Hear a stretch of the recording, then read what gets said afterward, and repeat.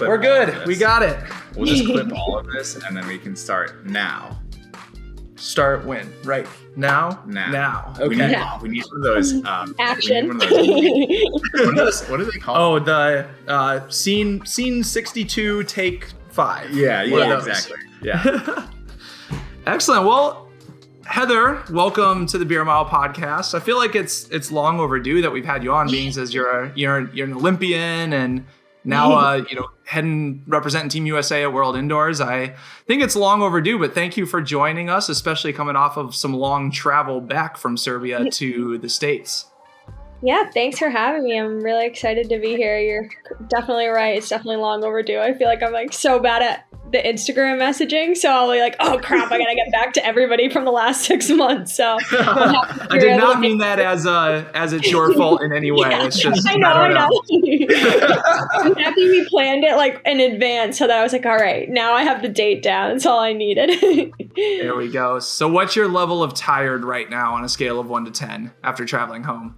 Oh boy, I've been like going through waves, honestly. So this morning I woke up at like 4:30 and I was wide awake. So I kind of liked it though, because it's rare that I'm definitely more of a morning person, but I don't really feel like that awake when I first get up. So it was kind of nice to feel really wide awake when the sun was rising, but I went through like a bad wave this afternoon. Yeah. But now I'm getting a second wind almost, so we'll see how long that lasts. Were you relegated to a middle seat on the way back? Yes, I was. I was in middle seat in the middle aisle, so it was pretty awful. I was really praying that wouldn't happen, but it did. But I made it work. Watch some good movies. So Team USA doesn't hook up with like the full sleeping quarters, like business class sleeping seats. Like, come on, we should be treating our athletes a little bit better than that. Yeah, we got a ball. I don't know. Yeah. Maybe on the way out, the way back, like I guess it doesn't really matter at that point. You're just going home, but that's true. But on the way out, I had like an aisle seat, so that was better. Well, there you go. So are you taking a little bit of downtime from running at the moment, or okay? Yeah. What's the plan these next couple of weeks? I just took like 2 or 3 days off. I'm going to just take 2 or 3 days off, like completely just to reset. And like I felt a little trash after the weekend, so it's probably nice anyway with travel and all that. And then just like do a little bit of building back up again after that. So I'll probably start running again tomorrow. And I won't get back into it like full force probably for another week or two, but I'm actually racing in the middle of April. So I'm doing a road mile. So I'll be gearing up for that. And then we'll go back to Flag and get a good block there and start some racing in the end of May. There you go. Is the road mile the Grand Blue Mile in Des Moines? Or No. Okay. It's the BAA mile. It's in Boston. So I'm actually really excited because we haven't gone to race here in a while. So a lot of my family and everything will get to go, and there's a really good field already. So I'm really excited. I haven't ran a road mile since Fifth Ave like 3 years ago. I don't know how to run one at all, but I'm pretty pumped to do it and like do it in Boston, of course. So hopefully a lot of people are already asking to go and everything. So I'm excited for that. So you've had a few days now since your race to think about it. Like how are you feeling coming away from the World Indoors? Was it, I don't know, did you meet your expectations? Were you expecting more? Where's your head at now coming off that race? Yeah, I mean, I guess I'm still processing it a little bit. I was definitely really pumped to make the final. That was something that I wanted to do in Tokyo that I didn't end up accomplishing. So that was one of my big goals for the weekend, was to make the final. And of course, like our team is so good. Team USA is the best team in the world. So you go there and your goal is to like get a medal, because there's just so many medals made on Team USA, and it's really inspiring to see how good all the athletes that we have are.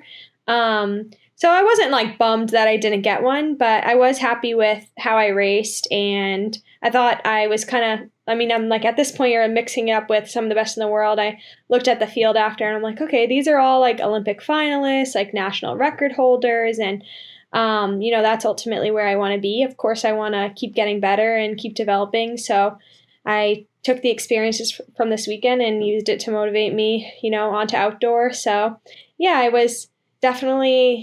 I I guess, yeah, I'm just hungry for more, of course, but that's a good place to be.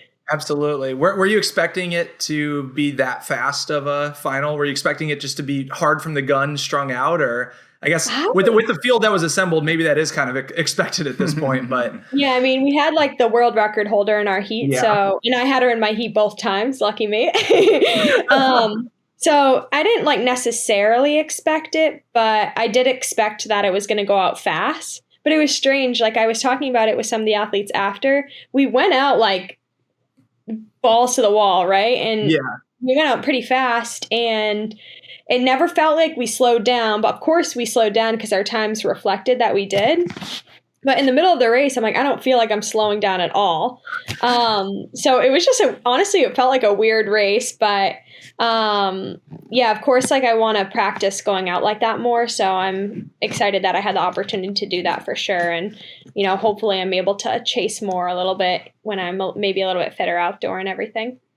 How do you like championship races where you have to be strategic about making it to the finals? Obviously that kind of bit you for the Olympics, but it worked out pretty well for indoors. Yeah. I actually really like championship racing. Just because I always like think I'm more of a tactics athlete. Like if I'm in the right headspace and like am putting in my best fourth effort and everything, I think that tactics definitely favor me. Like I'm not in the way that if it's a slow race, I'll be able to kick faster, but more I'm working on navigating pace more. So if it changes in the middle or if there's like a wide variation in pace or something, that I'm able to make that shift in order to keep up with the head group or whatever. So yeah, I do enjoy championship racing a lot. I feel like I've thrived a lot through championship racing in the past. Like in college or like conference championship racing, that's always where I like would do my best. But I don't know if that had more to do with like the motivation of the team. Like I was doing it for the team rather than just myself. But now I kind of just bring that memory with me and try to like apply that to when I'm racing at championships. But I'm like, you know, I might not ever get like a record or whatever, but if I can be a consistent championship racer, I guess that's all I could ask for. And I'm working on like being a US championship racer as well as like a global championship racer. So I'm happy I'm like starting to mix it up and get that opportunity to have the experience to do that.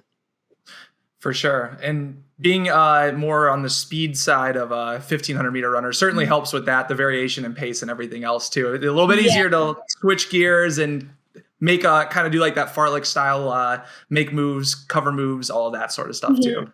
Yeah, exactly. Yeah. Speed is definitely what I favor a little bit. So, and I have to remind myself like, okay, you're always going to have your kick as long as you're in it. So, you can go out a little bit faster. Make sure you like hold on the middle half or whatever. For sure. How much is our tactics part of training? It seems like the Boston group always has really good racing, like spider senses. You know? I mean, like especially looking at look at Ellie this week. Ellie, I mean, I was gonna say it's just the best tactics I've ever seen.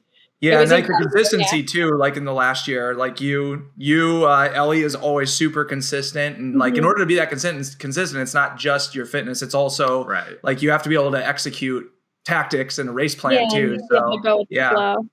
Honestly, like it's weird because I don't feel like we practice tactics that often. It's not like we ever like do workouts where somebody goes out faster and you have to catch them or anything like that. Maybe it's just like training with each other. Like we switch off like who's in front. Obviously, like one person will take this rep. Like it's not always one person doing all the reps or like if we do a tempo, we don't ever do like a weird tempo where it's like the faster middle mile and then I don't know if that makes sense. But I would think that maybe just like switching off reps and, you know, getting used to somebody being in front of you and then trying to go not as fast as you can, but hold on for the last few reps or whatever has been helpful over the years. But also, like, I feel like we we all practice being really present in practice and during workouts and everything. And like ultimately that's what you want to do during a race is be present and make sure you're making the moves when other people are making the moves. So yeah, it probably just helps that like we practice that mental side of things in practice as well. For sure. Would you say over the coming months in prep for Worlds and making the Worlds team, like what are you like really focusing on? Like, do you think that like your strength overall is the main thing you're focusing on, or do you have anything that you're like is top of mind? Like, oh, I need to get this nailed down a little bit better ahead of Worlds.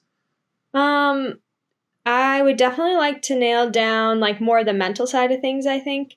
I mean, I know that strength and fitness will come like as I keep training and developing and everything.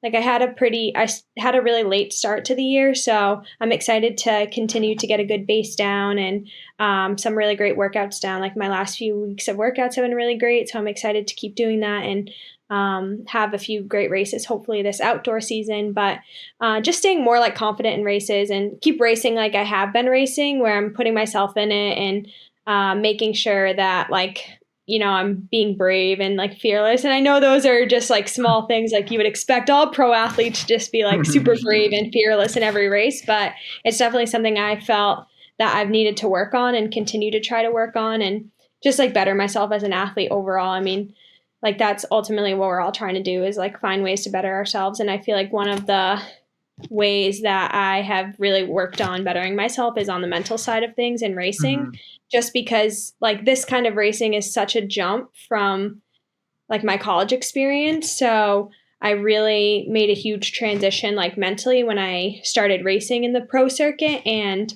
it took me a little bit to catch up, but like I feel like I'm starting to get there and put myself in it and like know that I belong there and everything. So speaking of confidence, then what is now that you've made the last two teams, Olympics and then indoor worlds, what's your confidence going into making the outdoor world team? I mean, there's more athletes who are going to be competing outdoor. And I mean, we have like some of the best 1500 meter runners in the world right now, like right here in the US. And so I don't think I'm a pull for the team or anything. I'm just going to keep doing what I'm doing and keep being tactical and smart when I'm racing and hopefully pump out some good times and everything. That puts me in a good position for when I get to USA's. Like obviously the world team is definitely the goal, and honestly competing really well at Worlds this year is a really big goal for me. So yeah, just putting myself in a good position to make it there, staying healthy and staying smart and consistent in training and everything, and like manifesting it a little bit. Yeah, definitely. Oh man, I have questions, but we'll get to those later. Yes. First question. You'll get to those later. It's the podcast. You're supposed to get to your questions during the podcast. As Heather knows, a loyal listener knows that the longer you get into the podcast, like the more off the rails it gets. So I'm trying to organize. I was listening to you guys' podcast yesterday, actually, the recap on oh boy. I loved how it went off the rails. Okay, so organizing my thoughts in the least off the rails question. Is that an Olympic ring necklace? Oh yes, yeah, it is. Okay, awesome. Are you pro or con Olympic tattoo? I'm pro Olympic tattoos. I have not gotten one yet. I want to, but like I'm worried that if I get a tattoo, I'm going to be that kind of person that's addicted to tattoos. So like I have a lot of siblings, and like half of us have tattoos and half of us don't, and the half that do like are addicted to getting tattoos. So I'm like, I could go either way, you know. But I always joke that I want to get it as a lip tat. Like, how cool would that be? And then people are like, oh, it'll fade. I'm like, yeah, but what if I make the next Olympic team? I could get it again. Right. Yeah, I think they only last like a couple months. I think they last a couple of years usually. It depends, I guess, on what your cell turnover is or whatever. But it'd be perfect if they lasted like 3.5 years, and then you could get the next right? So if you were to get the rings, where would you get it then? Do you have a spot? No clue. I barely thought about it. I mean, I think like if I do it, it'll be like an impulse decision. Like that's usually how my decision making goes. But me and Ellie were planning on like maybe getting them in Flagstaff in January, but it never ended up happening. So, I mean, we still might do it like maybe this April or something. I know she wants to really get one. But I've not put thought into it at all. Like, I think I should get fake ones first and like put them in different places on my body to figure it out. But that's what you think. Now I just have this necklace. Like fake tattoos, like aren't. I feel like they're not exciting enough to order. I'm like, I don't really care. Well, I would only get it just to test it out, to test out where I might put it. But yeah, I agree. So are you saying like the fun of the tattoo is all the pain and misery you get to go through to put it on yourself? Honestly, as well as like, I guess it thrill of this being forever, but it matters less so for you because like the Olympics, your experience at the Olympics aren't going to go away magically. But like maybe the significance of a tattoo or whatever is going to go away, and you're like, oh fuck, like what if it isn't cool in like 10 years? Right. Yeah. Yeah, that's my main hesitation. Is I think my preferences could change on what I would want. But yeah, if I had an if I was an Olympian, or like also you see a lot of people do like an Ironman tattoo. Like that's something that's sticks with you forever. So I could see doing that. Heather, are you pro or con Ironman tattoo? Well, if it's really meaningful to you, like why not? I'm pro any tattoo. You can be the dumbest tattoo imaginable, and I will endorse it. I don't care if you have like a foot on your foot tattooed. Like I don't give a shit. Like I will endorse it. You do you. It's your body. Like if you want to get a dumbass tattoo, freaking go for it. Would you get a Dunkin tattoo to get sponsored by Dunkin? It depends on how much they're paying me. I can't do free advertisement for them anymore. They kind of are breaking my heart.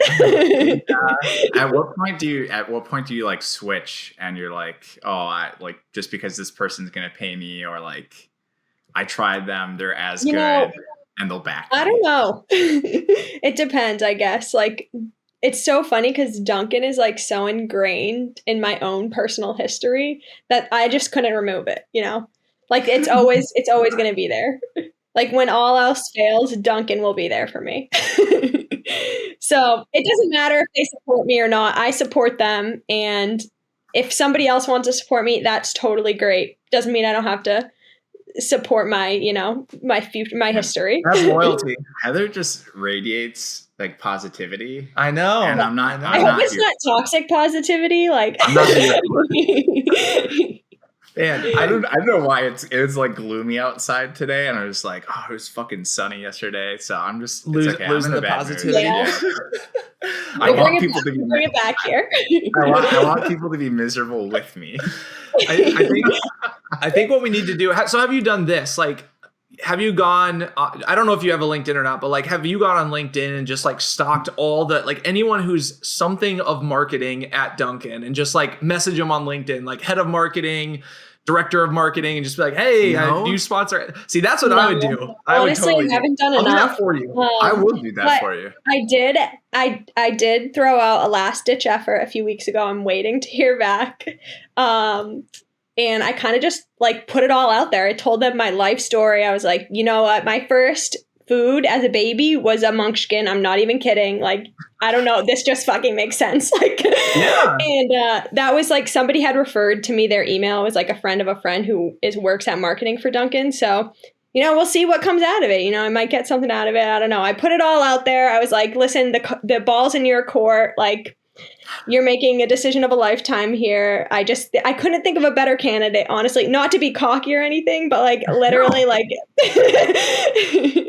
Dunkin is my personality. It's pretty much all I'm known for. So well, besides the Olympics, besides running, besides the Olympics, but the second half of my personality. It seems like it could be such a good opportunity for brands in general, like thinking about like, okay, to a company like Dunkin, like what is them throwing like, I don't know, $30,000 a year your way for you to just like wear Dunkin stuff, like to them, that's like nothing. That's no money at all, but it would make a difference for you. And it would also make them a lot of they get a lot of viewership across like social media, and you make another Olympic team, and it seems like a no-brainer. If I was Dunkin' or Starbucks or anybody, here's a case I would study. totally do that. If I'll put this in writing. If and when Heather gets a Dunkin' sponsorship. Yeah, let's manifest it. When I get this Dunkin' sponsorship. When? If and when. I will stop drinking Starbucks. Oh, well, this you know what? could happen in like 2 weeks. I have a lot of people who will get Dunkin' over Starbucks just because I get Dunkin'. Like, they message me about it all the time. Like, hey, I was going to stop at Starbucks today, but I went to Dunkin'. I'm like, see, I'm doing good things for the company. For the brand. Like, there's a handful of people who will, before one of my races, will like get a Dunkin' iced coffee and be like, hey, I got a Dunkin' iced coffee this morning. Good luck. Thinking of you. Okay. And, you know, I'm going to pull down this. Yeah, I was going to say, I'm going to pull down this clip right here, and I'm going to put it on TikTok and Instagram, and I'm tag Dunkin' in it. I'm going to be like, hey, here, listen to this 1 minute clip. Yeah, so, people know my loyalty, and it radiates to other people, and that's what I want. Like, I want people to enjoy it as much as I do. People are like, the coffee shit. I'm like, you know what? It's not just about the coffee. It's about the people that work there. It's about the atmosphere. Like, you don't get that at a Starbucks. It's too pretentious. It is. I will agree with that. Yeah, it is. That's fair. I think once upon a time, one of Chris and my friends, she was bringing a boy over to introduce to the group, you know, first time meeting the friend group. And before he came, Chris and I got really drunk, and a friend requested, we creeped on his LinkedIn, and then we added him, and we were just being like fucking idiots. I think what we should do is have a few beers and start messaging people at Dunkin'. That'd be fun. I think I'm going to start doing that. Would you be in favor of that, or would we kill her chances if we try that? That might be the I'll wait 2 weeks. What you're saying? Yeah, well, it would be very positive, but I wouldn't want to annoy them to the point of you know, that just worst case. I say I don't know who you guys are. Have no affiliation. True. It could be even more positive for your brand. Just like people, I'm so influential that random people that vouch for me are just reaching out to Dunkin', and I don't even know who they are. So it's just even more of a testament to your influence. There's some lady who like Venmos me for Dunkin' like once a month. I'm like, who are you? I don't know. Like, I don't know who you are. But like, I'm very appreciative. Yeah. Wait, what's your Venmo? If you want to share it, people send to Dunkin'. Oh my gosh. It's Heather/MacLean, MacLean. I think that's it. Just Heather/MacLean. Hold on, let me double check. Boom. Speaking of usernames, is there any significance behind your Twitter handle? Oh, yes. Oh yeah, it's just Heather/MacLean, by the way. Well, I made it in high school actually, and I don't know why Peabody did this, but like everybody in Peabody called Peabody the Biddy. And I only played soccer freshman year, but like soccer was really big because I think they won like D1 states or something while I was there. So they called it like Peabody Sock Hair. Like, I don't know why, but I don't know.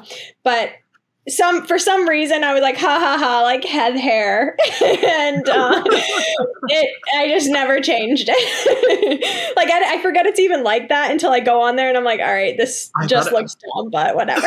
Well, I thought it was like it was better than my Instagram username originally, which was S'moresalicious. So I think you should change it back. Yeah, I need something better. I thought the Heather originally was like more like a Got Air Michael Jordan poster type vibes, you know. Oh no, it's not that deep. It's not that deep. I wish I could say it was, but it's not. I got another Dunkin' one question. Okay. So okay, a couple parter here maybe. Well, first I want to know, like, has your evolution of what you order as your go-to drink, has that changed over the last 10 years? Has it evolved, or have you been like the same drink forever? No, I have not been loyal to the same drink forever, mostly for my health, because in high school, twice a day, I would get a medium caramel iced coffee, extra. And I just simply can't do that anymore. What? At Dunkin'? How much money have you spent? Dunkin's not expensive. That's the great thing. I remember like I would get like a $20 gift card for like Christmas or my birthday or something. It'd be gone in like 3 days. Like I would go for breakfast every morning and I would go after track practice every day on my way to Market Basket. It was an addiction. It was bad. I would steal my mom's car when I was like 15 and drive to like the 24-hour Dunkins with my friends. Like it was bad.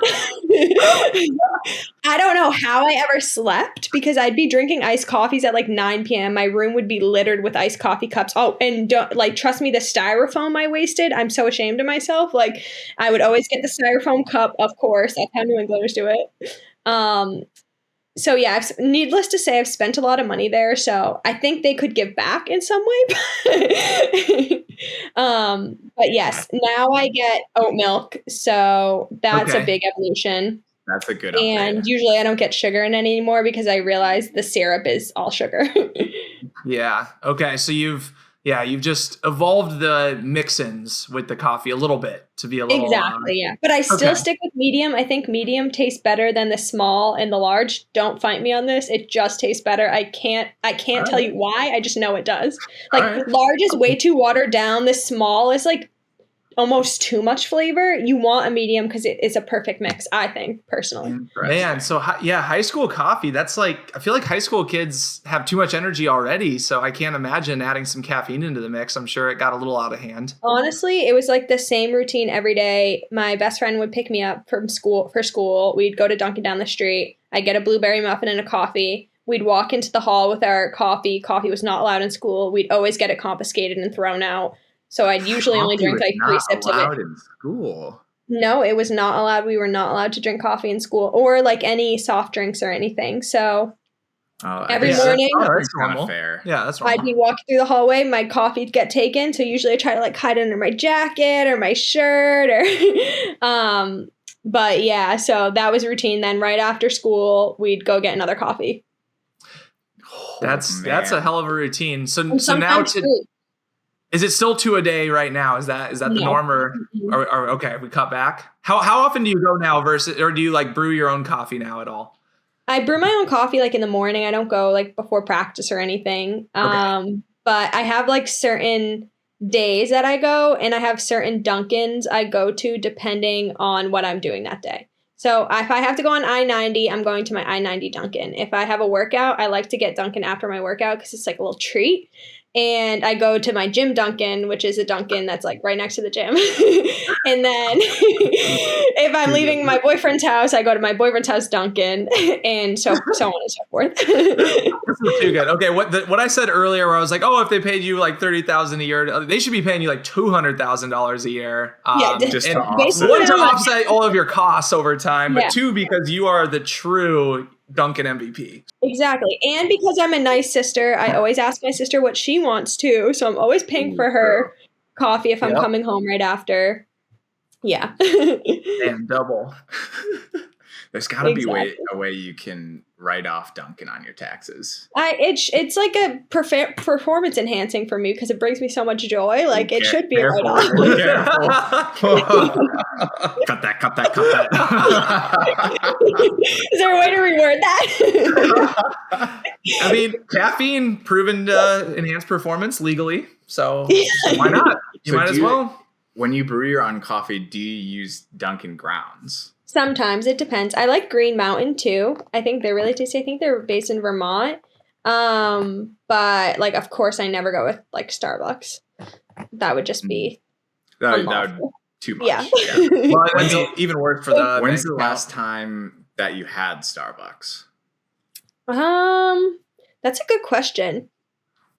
I will say they do have like good like flavorful drinks. You know, like I think I had food drinks. Yeah. Yeah. Those are really good, but they're really expensive. So I have to be like ready to drop bank and like, you know, take out like an extra whatever thing on my home or whatever. But refinance my home if I want to get one. The counter offer is you go to Starbucks and you're like, hey, listen, I'm working on a sponsorship with Dunkin', but like I got to get the bags. So yeah, but if they looked at anything on my profile, they would only be sponsoring me to be petty, and I don't know if I support that.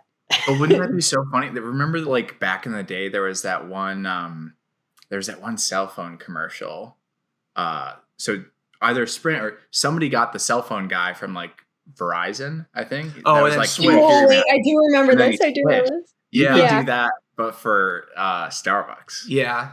I'm just saying it's an option. But then, yeah, if Starbucks, they would probably want you to just start like smack talking Dunkin' and say like, I don't know, Exactly. It make just up some wouldn't be BS me. about It how you wouldn't hate be them now me. all of a sudden. Like, Yeah. when I say I was raised on Dunkin', like I was legit raised on Dunkin'. Like in this email, I'm just gonna like print out. I'm just gonna tell you the facts that I said. It was embarrassing. To Oh, say let's the go. least. Let's go. Get into it. I'm just Get gonna into I'm it. just gonna bring it up because honestly, I kind of thought it was funny. Let's go. Your Mile podcast exclusive right here. Yes, I said. Okay, I'll skip the intro part, but anyway.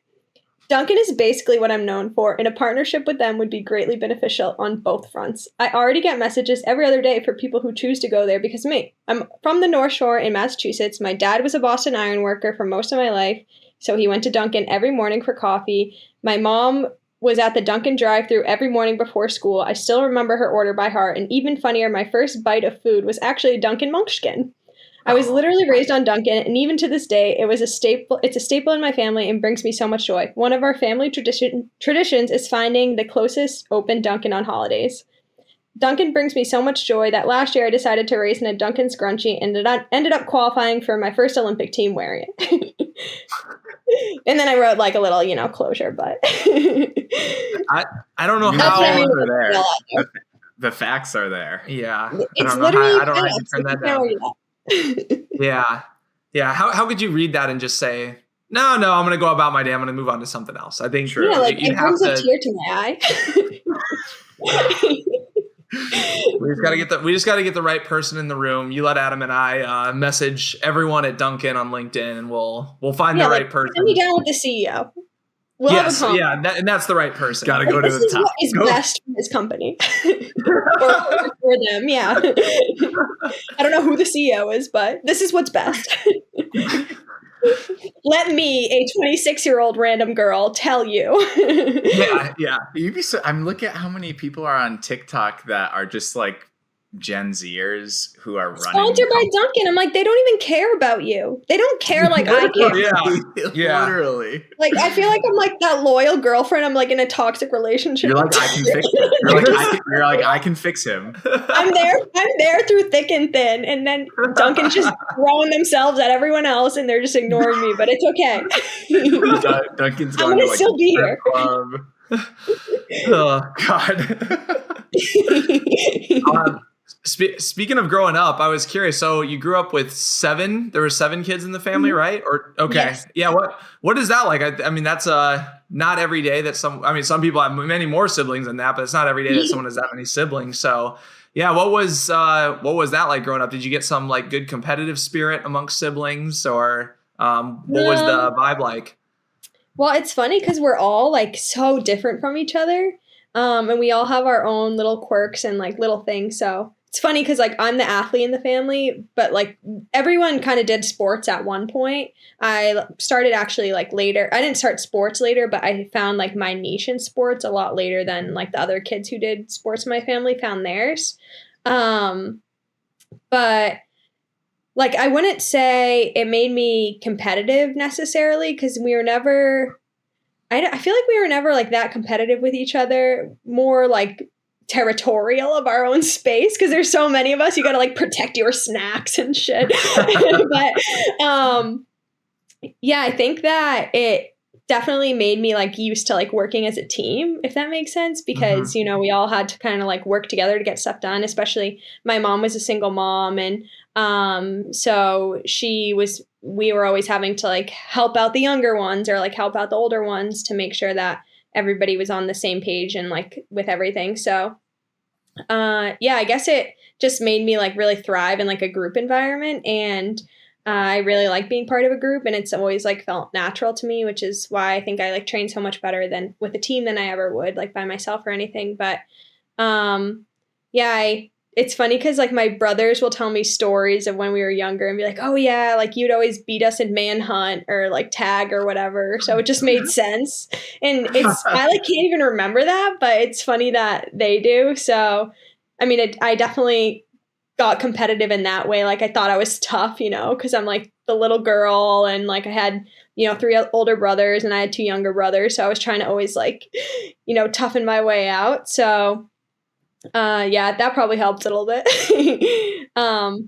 But yeah, it definitely gave me like a large sense of responsibility and everything. So yeah. At what point in your childhood did the whole crystal thing come about? Oh, okay. Well, if we're going to start from the beginning, basically I grew up in Salem. I timed okay, honestly, can I just say something? Right What's up? Why are men so triggered by crystals? Like, what's the difference between crystals and hold on. Like, I would like to say, I got a lot of heat from my crystal comment on my Twitter, and I'm just going to say, I'm not saying crystals are the reason I am what I am. I'm saying they can't hurt. I'll say that crystals and what's the star chart thingy about? Astrological. I'm not that big into astrology. Crystals are where it's at, I think. Crystals and astrology are like just like the female version of the stock market. I agree. Because like people like to think that the stock market's predictable, but like I'm involved. If it was predictable, people would have. They've done like multiple studies on it. Like monkeys can do the stock market just as well as people on Wall Street. Like, it's true. There's like a literal study on it. I'm not attacking you. I'm just curious. Well, it's so funny because I'll get this like these heated comments like, "Oh yeah, but she's into crystals." Like red flag. I'm like, "Where's the flag?" Red flag. Yeah. You're saying that's my red flag? Like I got plenty of other red flags. Like, come on, you're saying that's a red flag. Like a little rock really bothers you that much? Like if anything, they're aesthetic. I mean, it's like, it can't hurt to believe in them. Like, what is the harm in believing them, So, anyway, the crystals. So I want to get into when you first got them and give us like an overview of like, if I were to use crystals, like what would I do?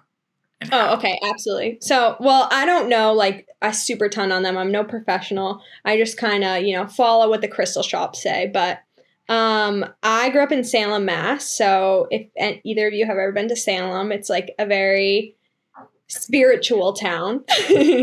And I'm a descendant of actually 3 of the women who were tried in the Salem witch trials. You're a witch. So, what's that? You're a witch. I'm a witch. Did Hagrid come to your house when you were younger? He did. Had to turn him away. I said I wanted to go to UMass instead. The zoo. But yeah, so I think that my mom always worked at a crystal shop a little bit when I was younger. I don't really remember it too much, but it was like in the witch district, I guess you could call it, like where all the shops were and everything. So that's where I came to know of it. I didn't really get into it, I think, until I was older. Like, I always have had crystals, but it's not like I brought them around everywhere. But I realized I always had these, like, little sentimental things that I thought brought me, like, good energy, which is, like, the same idea as a crystal. Like, it brings you good energy, and different ones are supposed to bring you good energy in different areas of your life. So, like, I would always have these little sentimental things I would bring with me, like I still do on trips that aren't crystals. I bring my crystals too, of course, but I'll bring like a necklace or a ring or like I had this like little star crystal that I got when I was younger from somewhere that I used to bring with me places and everything. So I realized like they just made me, when I brought those things with me, like even though it was probably just a little, what's the word I'm looking for? Placebo. Superstitious. Like I thought that it just made me happy to have those things. So it wasn't really until like 4 or 5 years ago that this whole crystal thing started. And, like I just started with like 1 or 2, like maybe I have like 10 now, but I honestly just think they're like, what are they each for? So I just like use them for good energy, I don't like what are like the use cases? Like the differences between them. Yeah. Oh, well, they're from different parts of the world. Like all the crystals are supposedly. Oh, yeah. I mean, I go to a crystal shop and get them. The person probably just gets them on Amazon or something, and they're from like all the same place. But I mean, they are what you believe. Like just like if you believe your stock is going to do well, then maybe it'll do well. But you can't predict that it's going to. So I just kind of like how there's supposedly like different crystals like represent different things. I'm not really big into the chakras thing. Like I don't really understand that well, but I mean, like for instance, there's like tiger's eye, which is supposed to help with like fearlessness and competitiveness. And that's something that I've been like actively working on. So I'm like, oh yeah, this can't hurt to have, and it reminds me at least that like, if that's there, then I'm working on those things. So it's more of like a reminder that those are things that I want to work on rather than like this crystal will heal me. Like I'm not trying to say it's going to heal me. Like I'm not trying to put a crystal on like my broken organs and figure out like if it's going to fix it. I'm just, it just can't hurt to have something that you want to, like it's a work in progress, I guess. So once I describe it that way, hopefully people are a little less triggered by the comments. I mean, what could a crystal do to hurt you? Maybe somebody's been really hurt by a crystal girl in the past, but we're not all the same. Just like girls aren't all the same. Would you say that crystals are is that a personality trait? Well, it's become a personality trait. I don't know why. It's just like a thing I do. If I were to go get a crystal, what should I look for in my first crystal? Oh, well, you have to let the crystal come to you. So if you go to a crystal shop, it's like Harry Potter. See, the funny thing is men are so against it. Men usually. I'm sure there's women who are against it too. But we're not allowed to say things about about crystal people, but we're allowed to categorize men. Right. Yeah, I said some women too, probably. But every man I've gone to a crystal shop with is like, ooh, like I kind of like this one. They read the description and like then they're secretly buying it, and I'm like, I'm gonna let him do his thing, like he believes in this. I went to Sedona one time, or not Sedona, it was Flagstaff. I was in the crystal shop. This guy walks off a Harley motorcycle. He's in line with his Harley Davidson motorcycle jacket. He's like in jeans that are ripped. He looks like this guy who just walked out of the Rusty Splatoon, wherever that place is in SpongeBob. And he's walking around like the crystal shop, like acting like he's too cool to be there. I look in his hand. There's like a book on like crystals he's about to buy. I'm like, nice. Anyone can do it. And you just need something to believe in. Some people just need something to believe in. And like, maybe it's a crystal. Like maybe it's the stock market. You just need something. Yeah, and like, I'm not going to judge you based on what you believe in. Don't judge me, Right. So that was actually, you brought up Sedona. I was going to ask, when you visit Flagstaff, do you head down to Sedona and check out? Because that's like Crystal Central. Oh yeah. I mean, I haven't spent too much time in like the shops there, but there is definitely like a different energy down there. Yeah. So yeah. They say it's like a vortex, but exactly. That was gonna be my next question. Was have you gone to any of those, the energy vortex areas? Well, the whole like town is a vortex, I'm pretty sure. So I've definitely felt it, I guess you could say. Like I think anybody who goes down there would say the same thing. Just because, I mean, it's one of the most beautiful places I've ever been. Mm-hmm. And so how could you not like feel this overwhelming sense of, I don't know, just complacent or some presence and just joy just because of how nice it is. But it is strange down there. I've gone on a few hikes there and everything, and they're beautiful. So I guess I definitely like feel a good energy there, but I haven't spent too much time in like the crystal shops or anything. In Flagstaff, I have no. Actually, I like to run there. I get like emergency crystals sometimes. So in Flag, my spirit animal is a crows. If you want to hear the whole story on that, that's like gonna be a whole nother podcast. But okay, part 2 comes. And the real ones who were with me before the trials like know about the crows. So basically I saw a dead crow at the track like when we were in Flagstaff before Milrose, and I was like, this is not a good sign. Like we need to go to the crystal shop right now. Like we need to figure out what's going on here. And if that's what I needed to do to give some peace to that dead crow, that's what I need to do. Like I shouldn't be judged for that. Yeah, Adam. What's wrong with you? I'm not, dude. I fuck with crystals now. This guy over here loves like Dogecoin and whatever other bullshit is going on. I know all you guys had crystal sets when you were younger where you would like, develop your little crystals, like the little science sets. What's the difference? What's the difference? I definitely did. Did you? Yeah. Not specifically, but I loved like rock polishing and all sorts of other I love men are into rocks. Yeah. Crystals come from rocks. Do you think, I think that mood rings have got to be like that's the gateway drug for crystals. You think so? I never had mood ring. I don't think I did, at least. But you have also, don't you do wear a ring though, right? I do. I only wear one. It's Claddagh Ring. Have you guys heard of Claddagh rings before? Oh yeah, Adam's big. That's why I brought it up. I knew that Adam's big into those. Yeah, my dad actually got it. Wait, really? What's the significance on the Claddagh ring? I mean, my wife's family is Irish, but yeah. Yes, exactly. So it's like a big thing in like Irish, Scottish culture. So, I got it I forgot what birthday I got it for, but it has my birthstone in it. So that's kind of like a mini crystal, I guess you could say. But my dad got it for me for one of my birthdays, and it's like the only ring I usually wear. It's just like really special. He passed on a few years ago, and one of his like big things that he would always say to me before races was like, kiss the ring, kiss the ring. So now it's just something I like always do, and I never take it off like ever. So, yeah. Wait, can you show what orientation it's in? Oh, yes. I do have a boyfriend. His name's Troy. Nice.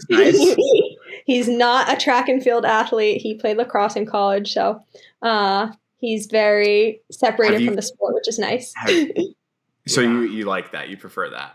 Oh, yeah, definitely. It's really nice to like have separation, and it's honestly nice to just like not talk about track like all the time. You're with your teammates and everything so often. Like I sometimes feel like I don't have any friends like outside of the field. So it's really nice to just come home and like have some good separation from it. Definitely. I think I talk about running too much in general. Now I'm not saying that from the podcast, but like just in general, that always like. Oh, my wife is like, yeah. Anyone you know through running, that just comes up, and then it's like, wait, we should talk about other things sometimes. Yeah, it's definitely not wrong. It's like obviously a passion, and I love talking about it sometimes, but also I realize when I'm not talking about it, I'm like, okay, I needed that. Otherwise, if you talk about it too much and it's your only world, you get so caught up in it and overanalyze everything. And it's just nice to like have separation from it for sure. Even like with friends at home and everything, I have a lot of friends who are outside of the sport. And so I try to make it a point definitely to spend time with them and do things that like make me feel normal. Because sometimes I feel like I'm like so abnormal. We are like in a weird profession. But yeah, very true. There's a lot of weird professions out there, though. Exactly. Running isn't the weirdest one. Yeah. Another thing I had written down I wanted to ask about was work. So after you graduated college and working in a beer garden, is that correct? Oh, yeah. While you were continuing to train to try to get a full running contract. So tell us a little bit about that. Did you get like free beer on the job? Did you, I mean, probably not, because you're probably worried about your workout the next day when you were working, but what was that job like?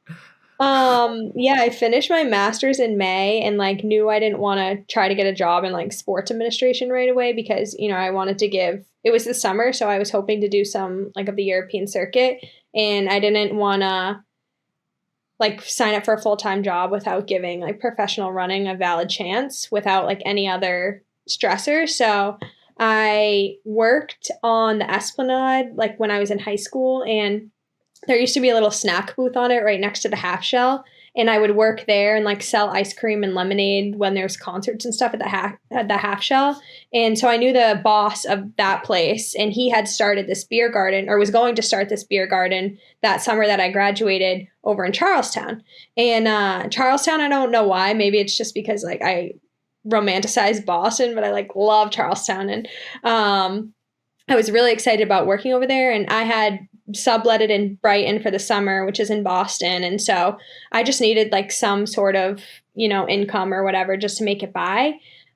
So I helped like start up this beer garden, which is going on its 4th year now. It's called The Anchor. It's during the summer. It's an outdoor beer garden / like there's wine and everything there, but it also has a lot of community events and community programming.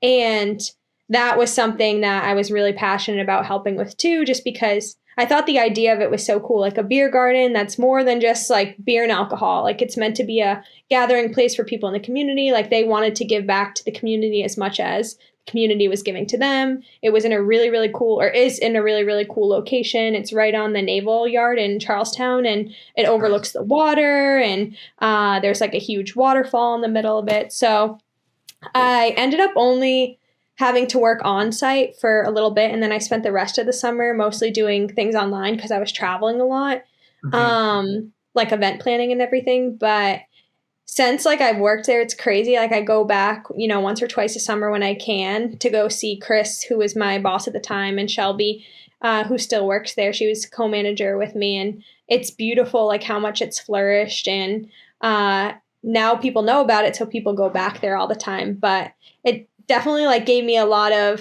insight into, like, I was working, it was like a service industry job almost. So I would go to practice at 9 a.m, and then I would go straight to the beer garden after. I'd close up at like 12 or 1. And then I'd try to drive back to Brighton after and not be able to find parking for an hour, and like go to sleep at like 1 or 2 and then get up for practice for a workout at like 7. So it wasn't going to be sustainable long term, and end up working out for the best because obviously like I ran fast enough that summer to like work my way up to a contract and everything. So it was good at the time though, and it gave me definitely like a lot of experience about like starting something. Like there were some things I definitely wish I could go back and change and be better about, but it gave me, a lot of experience, and like I'm happy to see it now and like how much it's flourished.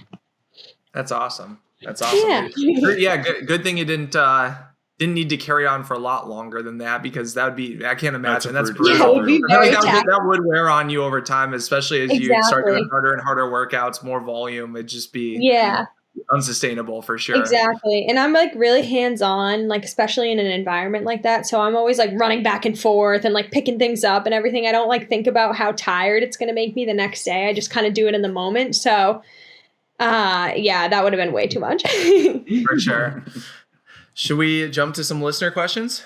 Or do you have something else? Yeah, I have two on my I don't know what you call this list. Sure. Random thoughts by shit. Adam in the middle of the night list. But these ones are specifically for Heather. Okay. Fire away. Oh, we didn't even talk about this. Okay, recovering from surgery. What the fuck? Oh, yeah. Why would you even bring that up? So I had this like really bad side pain almost all of last year. It started in like February of 2021. Yeah, it was really bad. So I remember I ran a race in Phoenix in February, and after the race, I had this like horrible side stitch, and like I was hunched over, like my whole stomach hurt. I couldn't breathe because it hurt so bad. Then like for like the next 2 or 3 days, I couldn't run after that because the stomach pain was so bad. And so since then, it had to just like knock on away.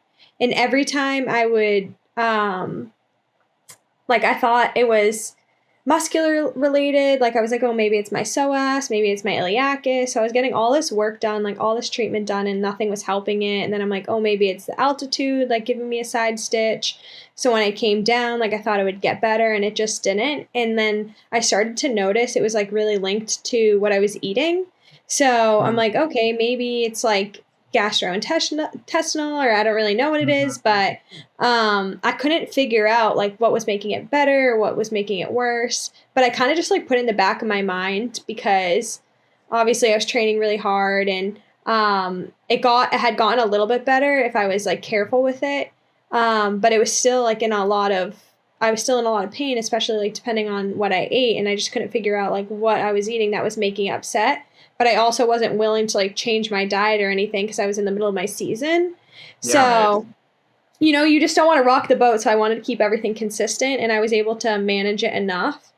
But in the fall when I came back from Tokyo, like I took time off right away because that was in a lot of pain. And then I had like really bad hip pain because of some other things. So I started training again.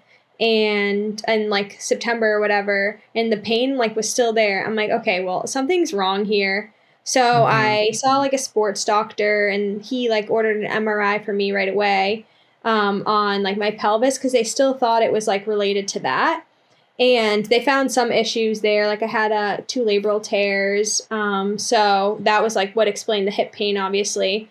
But I have a PCP, PCP, right? Primary care physician in Boston. And she is not related to sport. Like she's totally outside of it. And she was like, I don't think that like what your symptoms you're saying are muscular related. And that was kind of nice to hear, because to me in my head, like I had been gaslighting myself for all this time. I'm like, okay, well, like a ton of different doctors and stuff, like really professional, like really experienced people were like, oh, it could be muscular. It could be muscular. But I think I needed somebody outside the sport to be like, I don't think it's muscular. So I got another MRI like on my stomach, and my gallbladder was like all messed up. And so I guess like all that time I had been having gallbladder attacks, which are a thing. And apparently the gallbladder is like an organ you don't really need. It's kind of like the appendix. So luckily it wasn't like to the point of infection where like it had bursts or anything like that, but it definitely had like a ton of buildup in it, and long term, like it just was going to be best if I just like got it out. And obviously because we run so much, and like obviously we burn off everything we run, like I was just like a pain that I was feeling now might have been something that somebody feels in like 20 or 30 years, but because we're so in tune with our body and so active, like it was just bothering me every single day. So yeah, it was so funny. I like found out about it on Tuesday, like the next Wednesday I was like scheduled for surgery. Oh, wow. And I've never gotten like a major surgery. I got my wisdom teeth out, but I wouldn't consider that a major surgery. So that was late October, like the end of October that I got it. And I had already been taking time off because I was trying to heal like my labral tears, or help them so that they weren't in as much pain anymore. So I was like, okay, you know what? Like I'll get this surgery, and it'll be best for me long term. Like it just made sense. I think that pushing it off, it could have like become worse, and like the surgery might have been, there's 2 different ways to like get the surgery. One's laparoscopic, and then the other one is like they slice you open. So I'm like, I didn't want that. So I got the laparoscopic one. Because they only slice you open if it's infected, I guess. And like, luckily it wasn't super infected. So, they were able to get it out like laparoscopically. So yeah, they put me under and then like got it out or whatever. The worst part about it, honestly, was they like fill you with so much CO2 when they're doing it. And so I just felt like a balloon for like 3 weeks. Like it's crazy. And they probably had to fill me with like more because like I'm small or whatever. So they had to fill me with a little bit more. And, but yeah, so I had these like little incisions in my side. You probably like seen all my pictures and stuff. So those kind of suck, but apparently like over time they'll go away and everything. So I'm excited about that. And it's been kind of fun though, being like, oh, I got an organ removed. You have to guess which one. But everyone's like, oh, it's my appendix. I'm like, no, it's not my appendix. But like I have, now that I've gone it out, like there's more and more people I've talked to that have gone theirs out like at a similar age to me. So that's reassuring to know. And just like I've had to adjust something since I got it out, and like the recovery took a while because it was like in my abdomen. I had to be careful because since we're athletes, like it's so easy to get a sports hernia, especially with like an intrusive surgery like that. So I had to take it slow for a while, and I wasn't able to start like workouts or anything until like December or whatever. So indoor was like not looking like much of a possibility right after my surgery. And so when I started to run again, like I had to take it really, really easy. And then I was like, okay, well, I haven't been able to lift at all because I couldn't lift anything over 10 pounds because it could rupture something. So I wasn't able to do that for a while. So as soon as I was able to like start lifting again and start working out again, I'm like, okay, this is good, but I still need to take it slow just in case I hurt something. So it's definitely like a slow buildup, but I just try to take it day by day and remind myself that like this is all part of the long-term plan. Obviously it's like better to be healthy, and it's so nice because like I almost was in pain for like so long between like that and my labral tears that I like had no idea what it like felt like to like what not be in baseline pain. was. And it's so funny, like what we do as athletes, like I didn't even like mention my pain. I just like gaslit myself and I was like, you're not in pain, girl. like just put a crystal. No, I'm just kidding. But yeah, it's like really nice to just feel healthy. And I've been working with like a really great chiropractor out in Flag, and I have a really great team of like people here, a chiropractor and a massage therapist and everything, who's been making sure like I'm strengthening all the areas that I need to be strengthening, and especially like for the labral tears and everything, and just making sure like I'm fluid. So I definitely like feel like I'm more of a fluid and a stronger runner now than I did last year, just because those were like areas of weakness that I didn't even know were there because I was just kind of pretending the pain wasn't there instead of just addressing it. So as much as like the fall sucked, it definitely like gave me an opportunity to kind of address those things that will help me in the long run. So for your hip tear, does blood flow to the labrum on your hip? Like, will that heal over time, or is that something you would have to eventually get surgery on? I'm hoping I never have to get surgery on it, but I actually don't know. I don't think it. If it's not a full tear, I think it. Yeah, because you didn't say it was like it wasn't like a full tear, right? It was just like partial tear. I don't remember like the degree. One of them was more than the other, but one of them I don't feel. Like I only feel the right one really. But it's funny because they did this survey on athletes, and like a huge percentage of them have labral tears, but very few actually feel the symptoms. Yeah. So as long as you can like manage it enough and strengthen the areas around it enough. And like you said, I don't have a full tear, so I don't have to get surgery on it because it's still like partially together, but, I definitely don't want to like tear it more or anything. So managing the symptoms around it.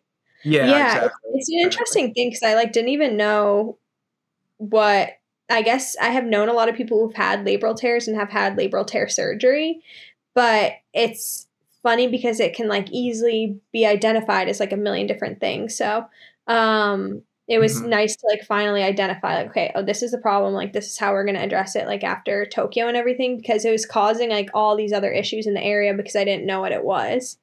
So yeah, I'm just really happy to like have this really great team of people. Like I work with Wellness and Motion in Boston and then Hypo 2 and Flag and everything. And they've been so incredibly helpful like this fall and coming off my surgery and everything, just to make sure I'm being slow and steady with myself. Like I think I wanted to really rush back into things, and that just like isn't the way to do it. So That's so crazy though. Like an entire year of pain plus like making the Olympics. Right. Now post surgery, like indoor worlds. Are you like quick comeback after surgery too? Like, mentally, like with all that in context, how do you feel about just like the future of I don't know where you are. Can overcome anything. Seriously. It's funny because I'm like I was telling you guys earlier, I'm like, now that you put it that way, I'm like, I can't believe part of me was like, oh, I didn't get a medal at Worlds. Like, what the heck? I'm like, shut the fuck maybe I should. Yeah, I think like I just need to be graceful with myself and put things into perspective. Like, of course, I didn't want to have all that stuff to happen, and it sucks that it did. And I'm like, I do not recommending people run through pain for multiple months at a time. It was not fun. Do not normalize pain. But like, obviously, yes, last year was like a once in a lifetime year, and I had an off chance shot of making that team. And like, I was going to give it the best I could to make it. So I don't regret any of it. And I'm, of course, like really happy I identified like all the issues. The other thing was I just was not like mentally putting any time towards identifying like what was going on. And if I had just like asked for help, I hate asking for help, but if I had just like asked for help, I probably could have figured it out sooner. But I'm happy I figured it out now, and like I have a great coach and everything. So he's worked really well with me. So yeah. It's good. But it is nice to hear like other people's success stories too, of like who have come back and are training really well. So yeah.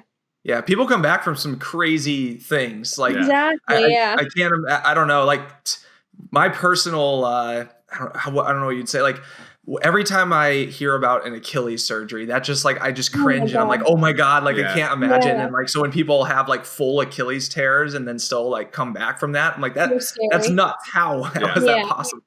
Exactly. Like especially all the rehab and like even just like mentally coming back from that must be so tough. And so to see people coming back from it and thriving, and it's just really inspiring. Like I remember going on a run with Molly Seidel in January, and she was telling me about a surgery, and like it's just like really inspiring. Like, oh, like people who say they can't run for like 5 months after surgery. Like I was really lucky that I got to run a few weeks after, like albeit I didn't get to run much, but like I get to like at least jog around. Like some people like can't even use any of their limbs, you know, for months and months after and still come back from that. And yeah, it's just so inspiring. And the dedication people put, like putting your mind to it, I think, of course, like that's so cliche to be like, oh, if you put your mind to something, you can accomplish anything. But I mean, to some extent, it's definitely true. Like if you're really focused on your goal, but in a way that's not tunnel vision, in a way that you're accepting what's going on and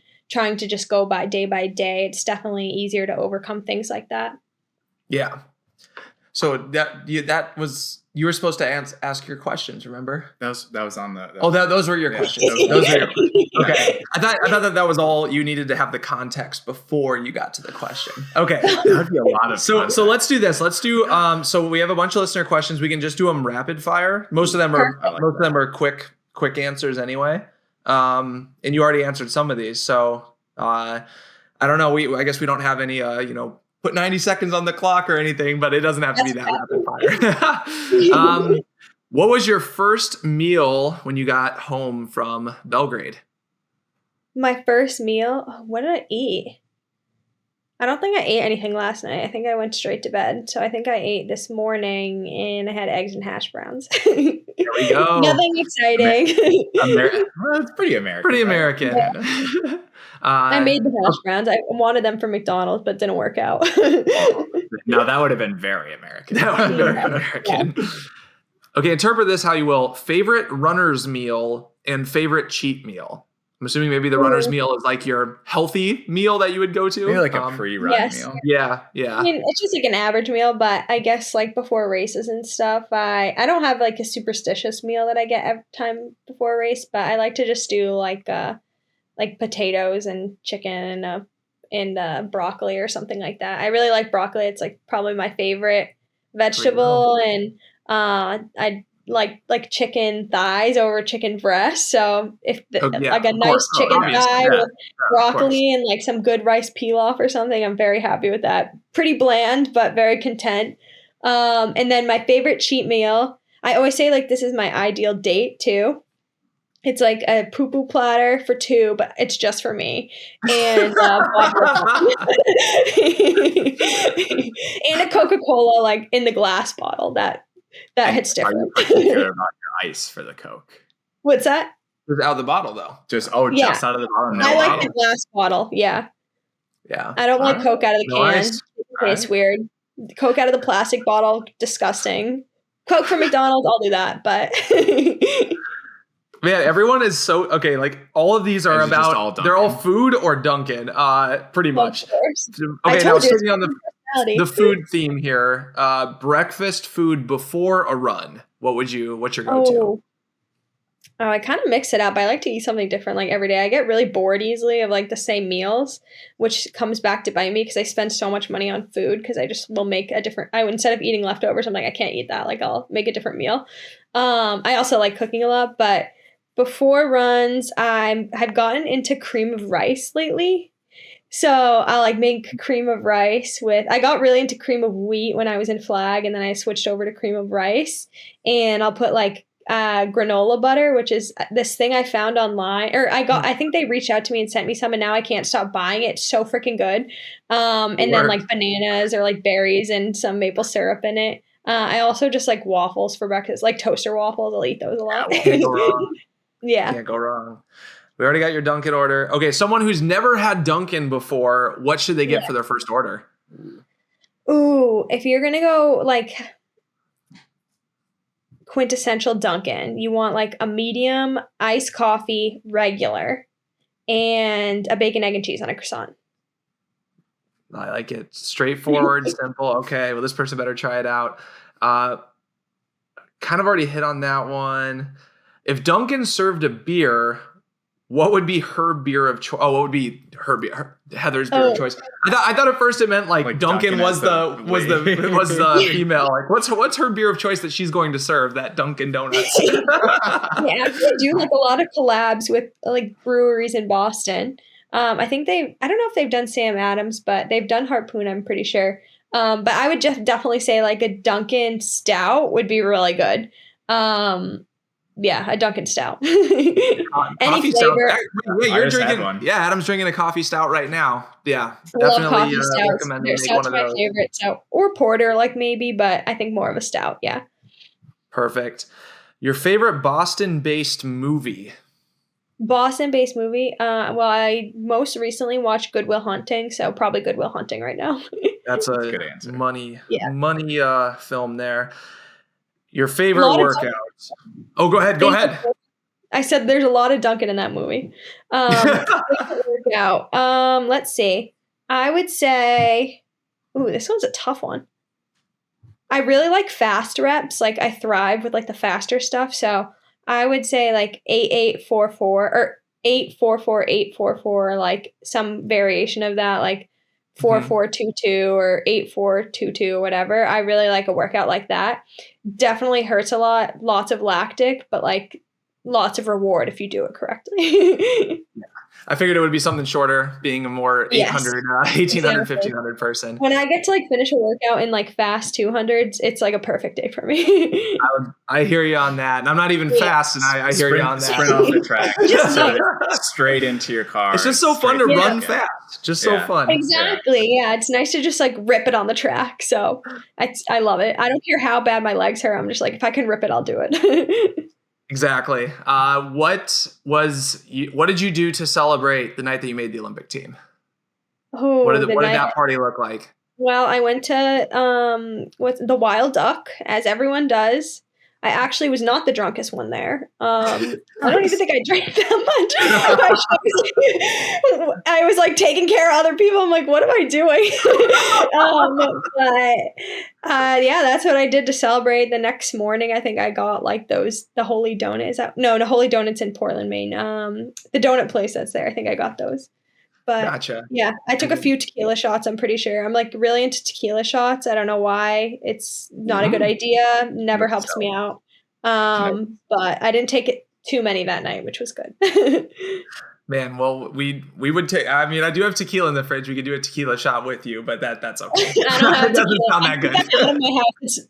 That's negative energy. The crystal's positive energy. The tequila is negative. I kind of like that. That's smart. What happens when I get my crystals and they just like reinforce my negativity? Pick the wrong crystal. You are what you put out into the universe, so maybe you should not put out negativity. Heather is like this vein of positivity in the universe, and I'm just like sucking all the happiness. We gotta like balance each other out. We need negative people though. Like I love my negative friends because they bring me down to earth. I'm like, you know what? Today's not that bad. They're like, today's actually shit. You need to shut up. And I'm like, you're right. Shit. Or that person like who tells you look bad, like you are my best friend and you just told me I look like shit and I needed that. Like I appreciate it. It's a balance. I like that. I've got one more question. It might be two. Okay. Well, the last listener question was then contrast that with your first Olympic team partying. How did you celebrate making the world indoors? Was it as big of a celebration, or did you just expect it at this point since you're a boss? I did not expect it, definitely. Especially like considering the fall, I was like, wow, I just made the world team. I'm like pumped. It was definitely a really big goal of mine, of course. But I actually celebrated with Mark Coogan, my coach, and my agent, Paul Doyle.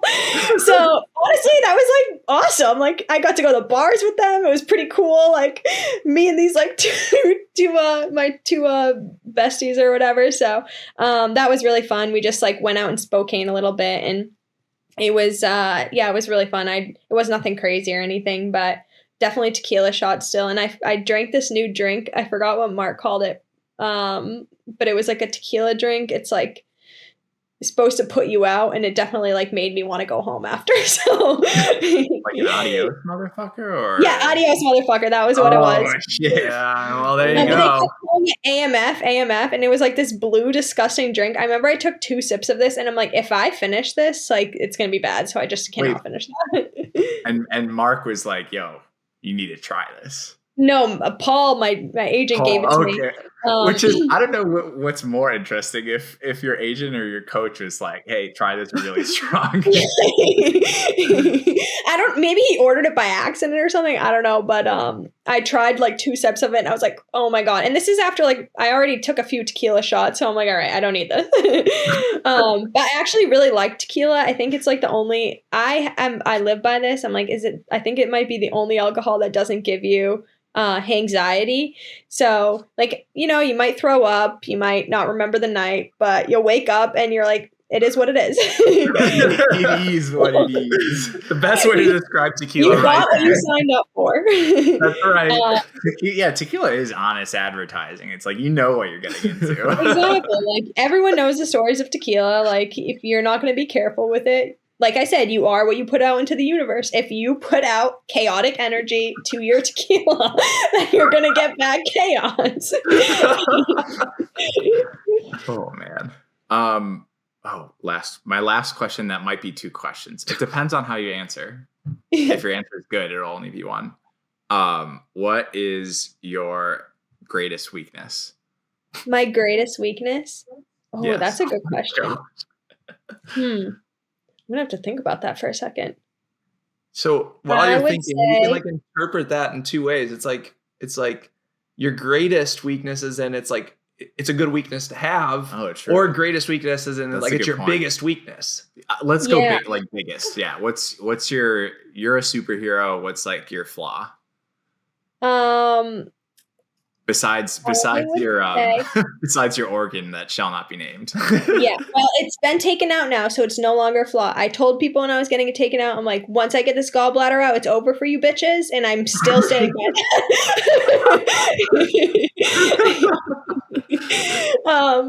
They didn't even let me see it after. Like, how embarrassing! I mean, how? Like, that would be cool to see it. Yeah. Would you at least get a video of the surgery?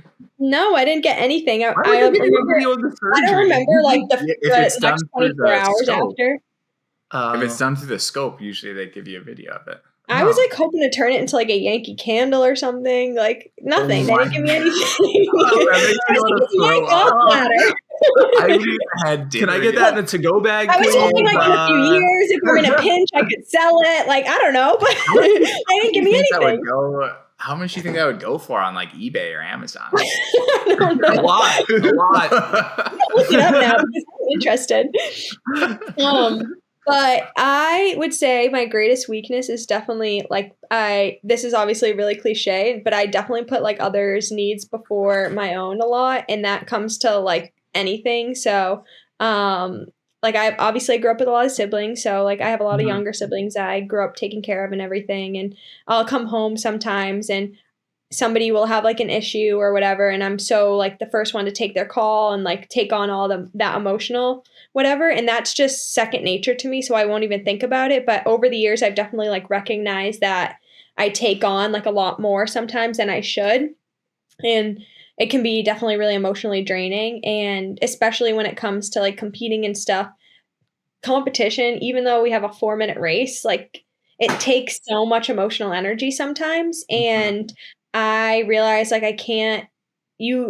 there's definitely boundaries, and I can't exert like that much emotional energy, like protecting other people's feelings or like making sure everyone else is okay, when sometimes you just like need to make sure you're okay and ready to go and everything. And people are really usually receptive and respective of that. And so I've definitely gotten better about being like, all right, I can't like go do all these like errands and stuff for my mom like right before like a race, even though I want to, because I'll just be tired if I'm like driving back and forth to Peabody or Danvers or whatever. And so yeah, I guess that would be like my biggest weakness for sure. And it's like a weakness, but it's also like something that I think is like makes me happy to like help out other people. So, but it just depends on, of course, like the circumstance. It's better to be addicted to helping people than like drugs, you know? Yeah, exactly. Like could have gone down a different route.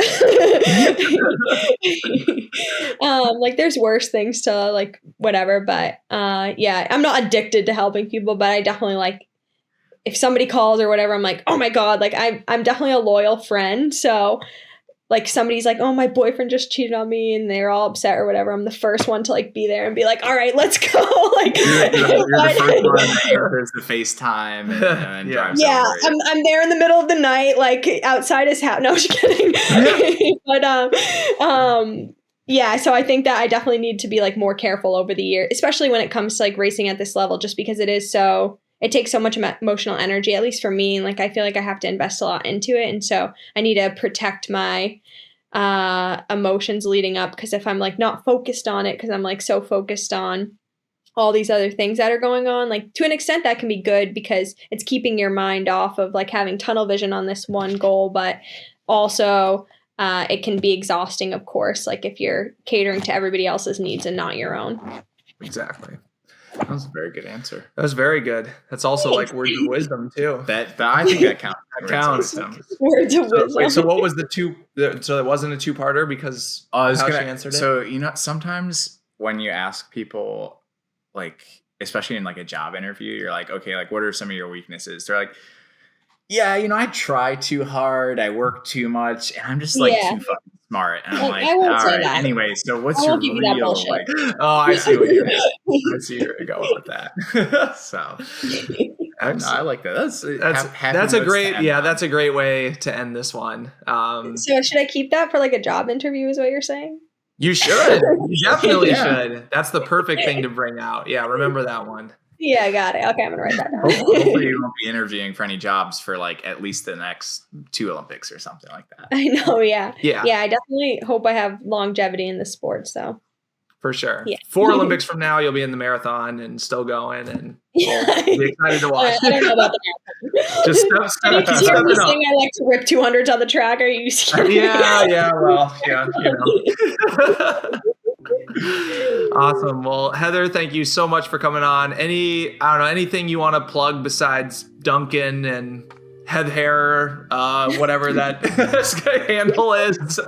Anything else that you want to plug or mention? No, I think that's it. That's pretty much it. Awesome. Well, thanks for joining us. We really enjoyed the discussion, and we're excited to see what you do leading into the USAs, and when you make your next world team, we'll be rooting for you. Thank you. Appreciate getting to talk to you guys. Enjoy the rest of your night.